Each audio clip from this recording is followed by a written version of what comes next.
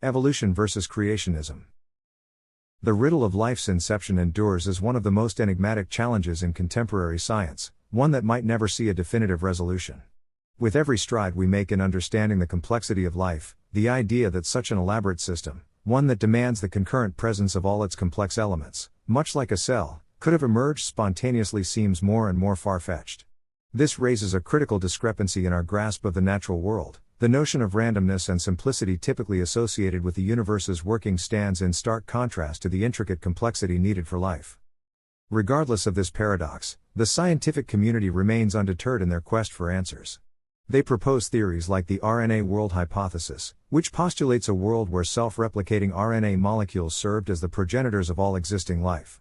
These ongoing endeavors reflect our tenacity to make sense of life's beginnings, to bridge the gap between what we observe and what we understand. Such theories underscore the tension and discrepancies in our current understanding, pushing us towards new ideas that challenge and stretch the boundaries of our knowledge. The task of explaining how life sprang into existence is indeed a challenging one. From a practical standpoint, it is easier to view both the theory of life spontaneously arising and the concept of intelligent design as products of our human-oriented perception of the world.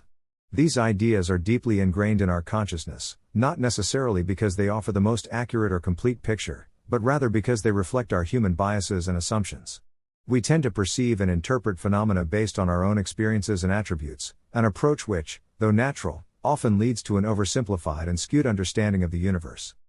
However, simply accepting these anthropocentric interpretations is not enough. This perspective, despite being intuitively appealing, can be quite limiting and even misleading. Our challenge is not to remain confined within this familiar yet restrictive viewpoint, but to actively seek to transcend it. We must attempt to step beyond the boundary of human-centric thinking, pushing the envelope to embrace different, potentially uncomfortable perspectives that may not align with our preconceived notions. By doing so, we not only invite the possibility of gaining a more comprehensive understanding of life and its origins, but we also pave the way for resolving the contradictions and discrepancies that currently abound in these complex ideas. This endeavor to break free from our anthropocentric lens could indeed be the key to unraveling the many mysteries that continue to perplex us. Evolution and creationism are two distinct explanations of the origins of life and the universe. In the bustling marketplace of ideas, two stand out as opposing explanations for life's beginnings: evolution and creationism. Imagine evolution as a scientific detective, meticulously piecing together clues left in fossils, genes, and the behaviors of animals. This detective proposes that all life forms, from the smallest bacteria to the towering redwood, are relatives in an enormous family tree. They sprang from the same simple beginnings and branched out over billions of years, shaped by the unending trial and error of natural selection.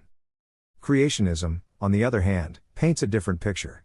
It posits a divine artist, a being of immense power and knowledge, responsible for the universe and all life within it. This belief is often rooted in religious texts hold these accounts of divine creation as undeniable fact. The specifics of this belief, however, are as diverse as the religions they hail from. Some creationists argue for a young Earth, only a few thousand years old with all life created in its present form. Others accept the age of Earth as science presents it, billions of years old, but maintain that a divine hand played a role in creating life. The core disagreement between these two viewpoints, evolution and creationism, essentially hinges on evidence and interpretation. Evolution stands on a mountain of empirical evidence, while creationism is grounded in faith and religious interpretation. This doesn't mean they can't coexist. Many find a balance between these viewpoints, seeing evolution as the tool of divine being used to shape life, a viewpoint often termed theistic evolution or evolutionary creationism. This challenging blend of ideas highlights the complexity of trying to comprehend our own existence. Both evolution and creationism don't necessarily cancel each other out. After all, it's entirely plausible to envision a system designed to evolve according to a specific plan. Picture a carefully crafted garden, where each plant, while given the freedom to grow and change, still follows an overall blueprint laid out by the gardener. On the flip side, seeking meaning in a system that develops randomly could lead to conclusions that resemble the ideas of creationism. Imagine trying to make sense of an abstract painting.